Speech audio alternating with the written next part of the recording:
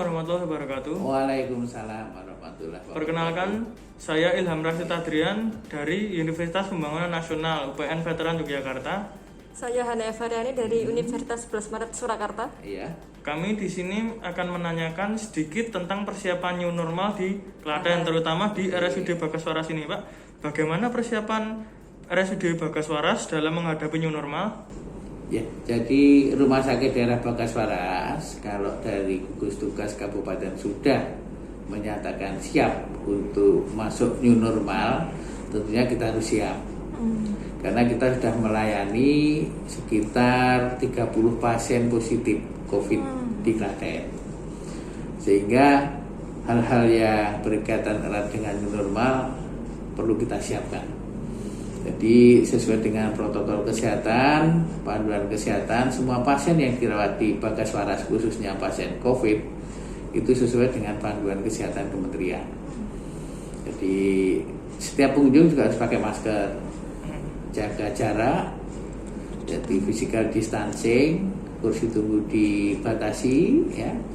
Kemudian cuci tangan pakai sabun dan setiap pengunjung di Bagaswaras harus dicek suhunya, suhu tubuhnya.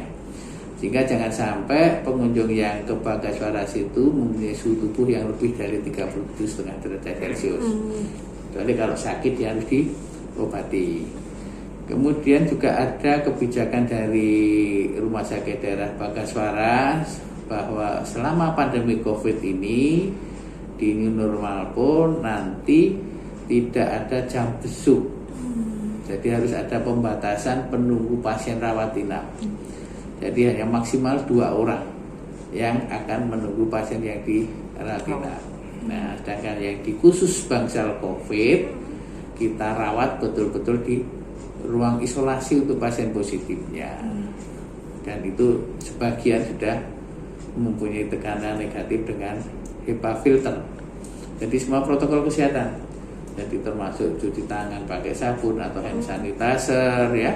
Kemudian juga dengan memakai masker, kemudian APD lengkap, semua kita siapkan untuk petugas-petugas kesehatan, baik itu perawat, dokter, sanitarian, ya, kemudian satpam, cleaning service pun harus memakai APD lengkap. Lanjut pertanyaan berikutnya, bagaimana kondisi Klaten saat ini? Apakah gimana trennya, naik turun atau gimana?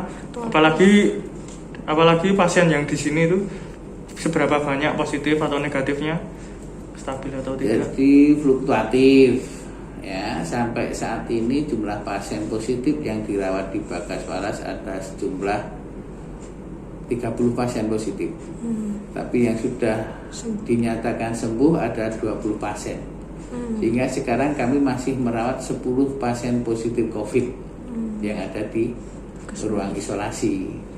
Jadi jangan dikira kalau pasien di ruang isolasi itu semua terpasang infus, tidak seperti itu. Jadi bisa juga mereka sebenarnya kondisinya bagus, stabil, tapi karena di dalam tubuhnya masih ada virus corona, dia tidak harus isolasi di rumah sakit. Karena kalau dia di rumah, di luar bisa menularkan. Sehingga kadang-kadang sebelum negatif, kadang-kadang kita adakan satu kegiatan yang membuat pasien tidak jemu. Jadi secara periodik di Bagaswaras ini seminggu 2 kali diadakan senam bersama, kemudian berjemur untuk meningkatkan status imunitas. Bahkan yang kemarin lagi viral mancing. Jadi sebenarnya tujuannya adalah untuk meningkatkan status imunitas. Dan ini pun di lingkungan rumah sakit, bukan mancing di luar, tapi di lingkungan rumah sakit yang memang tidak dipakai sebagai fasilitas umum. Ya, lanjut, bagaimana tanggapan Bapak tentang new normal di Klaten? Apakah bisa dikatakan siap? Nah, siap sama tidak siap itu kan sebenarnya Klaten itu sudah ada gugus tugas masing-masing. Ada gugus tugas tingkat kabupaten, ada gugus tugas tingkat kecamatan, tingkat desa, bahkan tingkat RW. Nah, dari beliau-beliau lah ini gugus tugas ini yang menyiapkan. masyarakat Klaten untuk maju masuk new normal, tata kehidupan baru. Karena dengan new normal ini nanti kan tentunya setiap orang yang keluar rumah harus pakai masker, jaga jarak, physical distancing, rajin cuci tangan pakai sabun atau hand sanitizer. Kemudian di rumah ibadah, masjid, sekolah, kemudian gereja pun juga protokol kesehatan harus betul-betul dipatuhi. Jadi siap nggak siap harus siap, harus dipantau oleh gugus tugasnya masing-masing. Ya. Jadi jangan bosan-bosannya gugus tugas itu. Ya kalau memang ada masyarakat yang tidak memenuhi panduan kesehatan ya ditegur. Jadi tidak segan-segan harus menegur orang tidak pakai masker di kerumunan di tempat umum, tegur.